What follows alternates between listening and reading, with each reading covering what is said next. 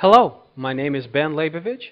I bring you this video as part of my financial literacy and real estate investment blog, JustAskBenWhy, where we teach you how to plan for and to take action to achieve financial freedom. My mission? To explain to you how you can use real estate to achieve your financial goals. I believe real estate is one of the great investment opportunities out there. But before I go on and explain to you exactly why that is, at least one of the reasons that make it so, do you remember in another video entitled Cash Flow, we spoke about a definition of cash flow: income minus expenses.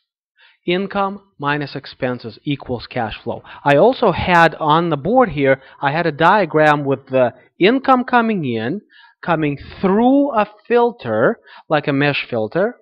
Most of it was leaving as expenses, but some of the dollars were remaining stuck to the filter.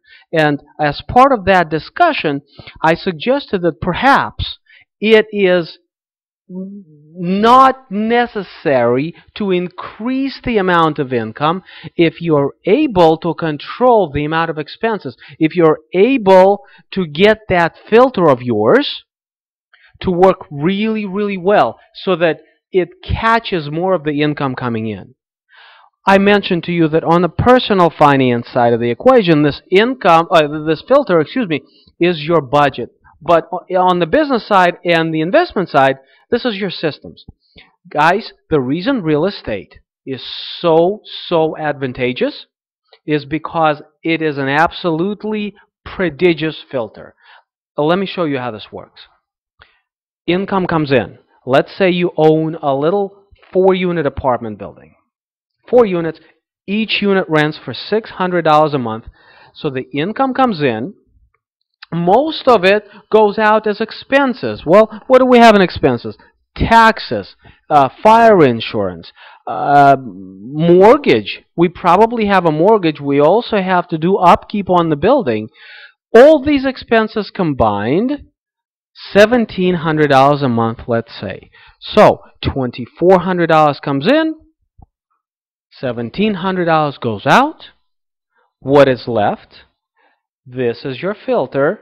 Real estate is your filter. Income comes in, filters through the real estate. Most of it goes out as expenses, but $700 settled with your filter.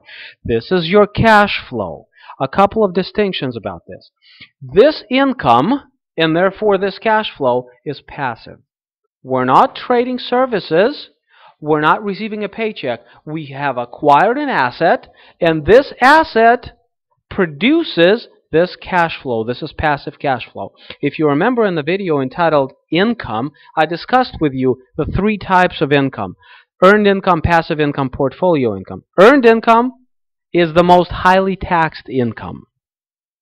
Portfolio and passive income is income on the side of investing and on the side of business, and the deal with it is that it's not subject to a lot of the taxes that income on the earned side is subject to. Okay, so here's how this works.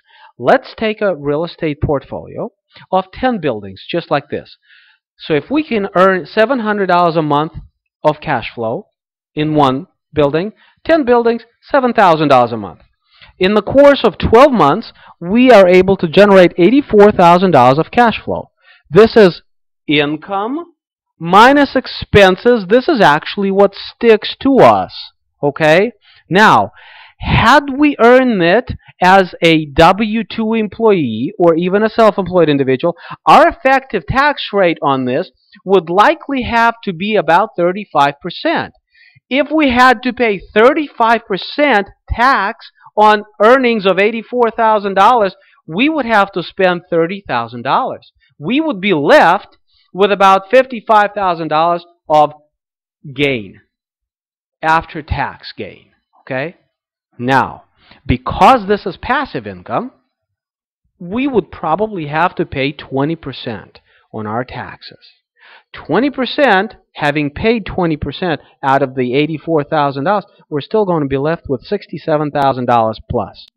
Let me ask you, what's better? Paying 20% being left with 67, or paying 35% being left with 55?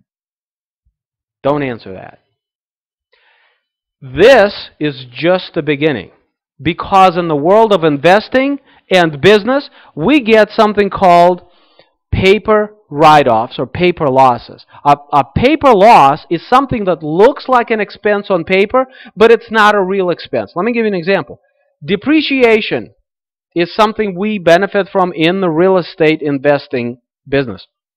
The buildings get older.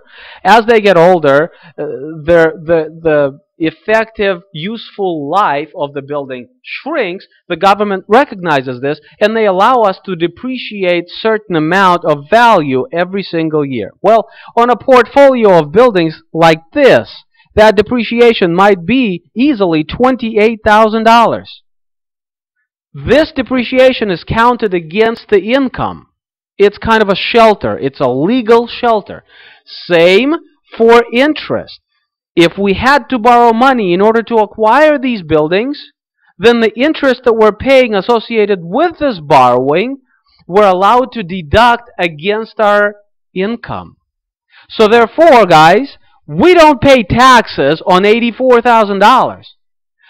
$84,000 minus depreciation of 28 minus interest write-offs of 37, we pay taxes on what is called taxable income of $18,000, $18,800, basically $19,000. Listen to me.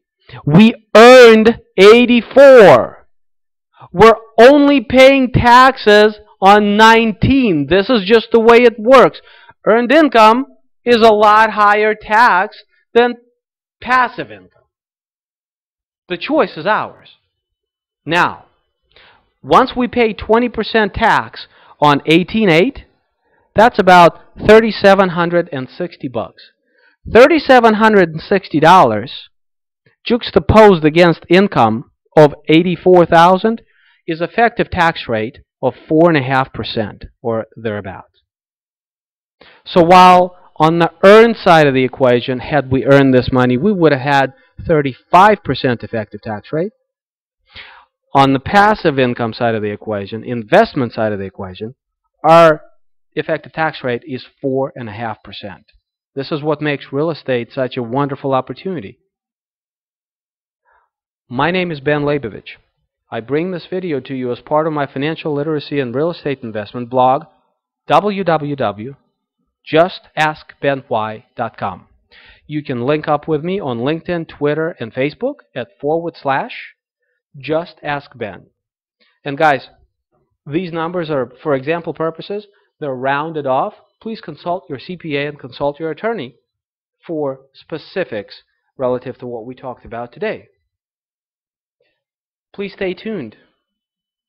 In the next several videos, I'll be discussing the idea of a financial statement. It's how we track not only where we are, but how we understand how to get from where we are to where we want to be financially. We'll talk about the components of the financial statement, the relationship of these components to one another, and how we can utilize it to our advantage. I appreciate you listening. I hope this was educational. Thank you, and I will speak to you next time. Goodbye.